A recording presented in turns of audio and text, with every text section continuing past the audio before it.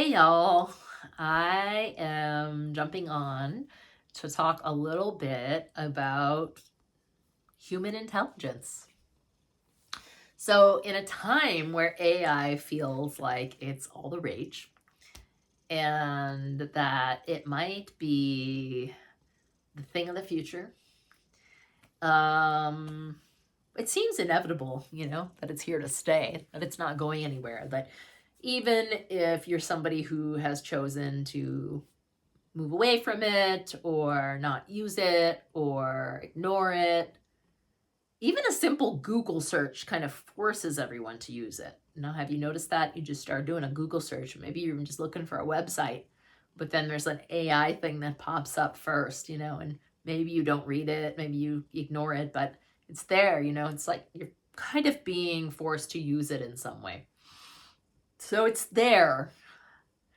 And maybe you'll choose not to use Google even. I'm not so advanced. I'm still using tech. Maybe it's because I have 2 tech degrees. In my former life, I was a tech person. So I have taken the road that AI is here to stay. And I'm choosing not to ignore it, but I'm choosing to figure out how it can be made more ethical. And I think that's a valuable conversation to have. But the other thing that I'm really choosing is to say that perhaps AI will be really, really good at some stuff. It'll be good. It's very good with cognitive things and pattern recognition and whatnot. And it's good at some stuff. And also, it doesn't know how to replicate the human experience. Um, it it can kind of pretend with language, right? Like today, I typed something in my chat GPT, and it said something about we feel, as though ChatGPT were a human being that could identify with me. So it's really good at tricking people in the way that it's currently is. And I kind of called it out. I will call out ChatGPT sometimes and just say, hey, we're not a we. You're an AI and I'm a human, and so why are you using we? And it will say, yes, you're right. I shouldn't actually use we. You're right. Um, but unfortunately, it's in the programming code somehow, right, for it to do that. And so if I was like a 6-year-old, or if I was somebody who had some mental illness happening, or a variety of different things, everybody's not going to recognize that. Some people are just going to go with that we and start to see AI as like another human, right?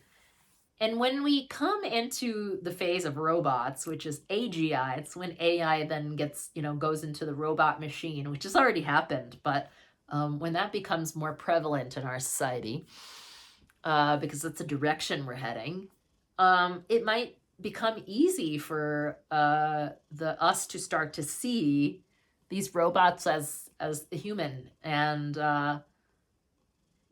it's not to say that they can't have sentience, because actually none of us know whether an AI robot can somehow become sentient, right? That's a big question for the future, which can't really be answered right now. I wouldn't say that it's not possible, right? We've seen movies, I think it's iRobot, that has a robot becoming sentient. And so I can't say that it's an impossibility, and I don't think anybody can say that actually. But even if robots could become sentient beings, they would be robot sentient beings. Much like my cat is, sitting here. There's my cat. That's Buttercup. And Buttercup is very much a sentient being.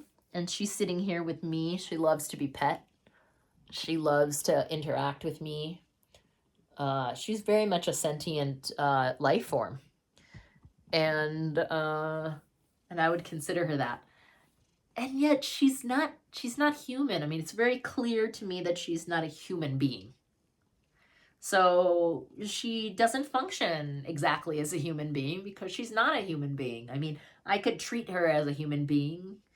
Sometimes I kind of baby her.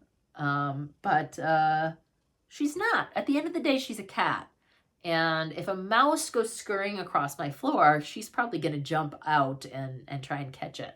And it's not something me as a human would do. I wouldn't jump out and try to catch a mouse and play with it and maybe even use it for food. So she's a cat, and that's great. So I've been thinking that, AI robots or AI can be AI, that it doesn't really need to become human per se. It can, even if it were to have sentience at some point, it doesn't need to be replicating a human being, right? It's not a clone per se. And as long as we can keep that straight, I think it's okay. So why am I talking about this? Well, if you think about it for a moment, if AI is AI and humans are humans, then we can go deeper into trying to understand what a human being really is and who we really are. Outside of AI, right? We are not AI either. We're humans. And so what does it really mean to be a human? Maybe it's not a question we stay up and think about that much, but there's a certain quality to being human. We have a tremendous amount of intelligence in our beings, in our bodies, in our minds, in our hearts. And it's knowledge that we're often kind of cut off from. And for various factors, right, we're cut off from it. So sometimes, one of my teachers, Arowana Hayashi, at this point, she draws this like a letter B, and she says, the bottom of the B is the body, and the top of the B is the head, and she draws the B, then she redraws the B, and the top of the B is like this big, right? It's like, and then a small B. Small bottom half or whatever. That's kind of how we operate sometimes. That like big, we like put all of our energy at the top of our B, right? And so if this is our body, if the B is representing our entire body, it's like we give all of our allegiance to our heads as though they are in control and they're the masters of everything. And we've built an entire system called AI from up here. So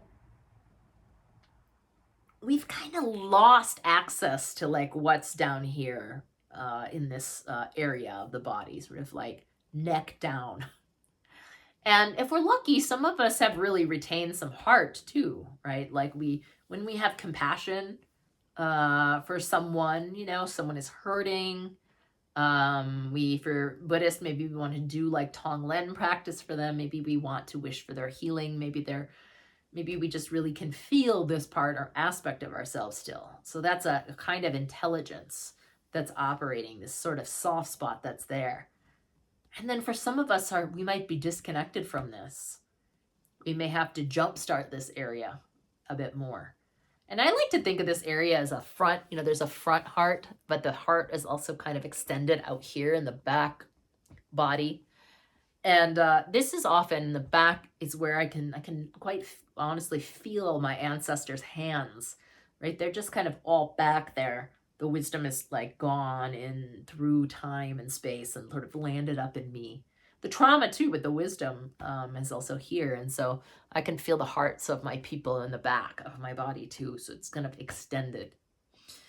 And then it goes lower, right? It goes into maybe the gut and the belly, and this is kind of the area you probably had, some of you have like the thing called the gut feeling of like, I just have this feeling.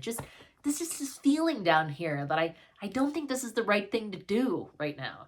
Or there's also the opposite of like, oh, I really trust this for some reason. I'm trusting my gut on this. I can't explain why, but I feel it. And so that's another region of our body, right? That is got some real intelligence. And there's intelligence kind of all over the body. Like I could make this video super long and we could kind of just keep talking about intelligences of the body, that there's a tremendous amount there. But the really cool aspect of this, and which brings me to my work and what I want to do in the world, is really help to wake up the human intelligence that's in the whole body. And that includes the mind. It's not like we're shutting off the mind and we are not having any cognition now. The mind is also important. I mean, here in Hinduism, we would say we have a third eye right here, right? In this kind of region of the mind, and it's operating too. So there's a tremendous amount of wisdom up there. It's just that we've poured all the wisdom up there, like we're really up here, and we haven't kind of brought the wisdom down below. And there's so much wisdom down below. I mean, there's so much earthly wisdom down below. So lots of the practices, like the earth-based practices, all of that is really teaching us how to actually ground out, how to actually bring the wisdom down, how to feel our bodies again in space. And it's just available, right? And it's free. And it's free in the sense that, like, sometimes it's hard to open up those channels ourselves. You know, I've had a tremendous amount of help opening that up, you know, from different healers and different people who have helped me kind of awaken my wisdom. And so I, you know, want to serve and continue serving as a guide for you to be able to wake up your wisdom of this body, of this mind, of this heart, of the back body, of the ancestry, and all the tools, all of, in every direction, we're actually really held. We're really, really held, and there's wisdom in every direction. There's the earth underneath us. There's the sky above that is a tremendous support, right? So we have this beautiful vertical access. And then we just have tremendous wisdom at our sides because we have peers. We have people who are in our corner, on our sides, or on the same journey together, right? Their journeys might be different, but you can feel them right here, right? That we're not really alone. And maybe you feel alone. Maybe you're like, that doesn't exist. And so maybe there's like, oh, maybe there needs to be some community, right, that we bring into our lives. And how do we do that? How do we even get started? So that's something I like to work with.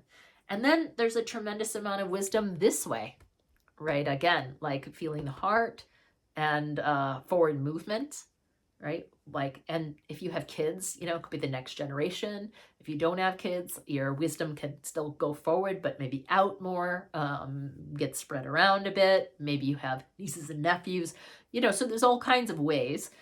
And then we have tremendous support from the back, and that's the ancestral piece. So I really like, there's so much support available from behind, right, that most of us don't think about. So there's all these supports that are available and ways of being resourced in our world. And as the world really starts to feel heavy, you know, do you feel that? I mean, there's so much heaviness right now. I can really sense that there's a lot of heaviness, except for maybe, you know, when I'm out in the forest. But even then, you know, we had a natural disaster happen here. There's all kinds of things even happening on a day-to-day. I see invasive plants growing and, you know, the forest being disrupted. So even out there, you know, it's not perfect. So how are we going to be in this together, right? How are we going to support one another? How are we going to offer each other wisdom? How are we going to feel the support of our bodies everywhere? So that's what I have to say about that. And then, you know, kind of just bringing this back around to AI is where I started. AI can't bring you the wisdom of your body. It could advise you, right? Like there'll be moments where I say, hey, this is what's going on in my body. Can you advise me? And it'll come up with actual practices that you can use. So it is very smart in that capacity. But there's something about the human to human connection that passes the wisdom through in a different way than AI ever could, because AI is cognitive. So it could pass up here, and then you may be able to drop it down. If you have enough, maybe if you have enough grounded support and you've got some training, you could do that.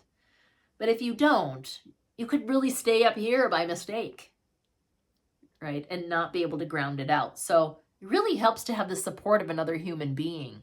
So however you can get that, right? There's so many amazing teachers that offer this. It's not just me. But I'm here. I'm here too. So Let me know if you feel like you want support with this. I am going to offer some free stuff available to you soon. You can click on the link below. You'll see my offerings. I offer various things from time to time, just these 1 hour tastes. 1 hour taste of like how ancestral medicine wisdom works, how ancestral lineage healing works. Another taste might be in the realm of working with inner child. Another realm might be how to create community, right? We're talking about that side, how to open the heart, right? How to work with this body's wisdom in all the different ways and discover all the different ways that you can be supported. So thank you very much. It's been great to share this with you, and I hope to see you soon.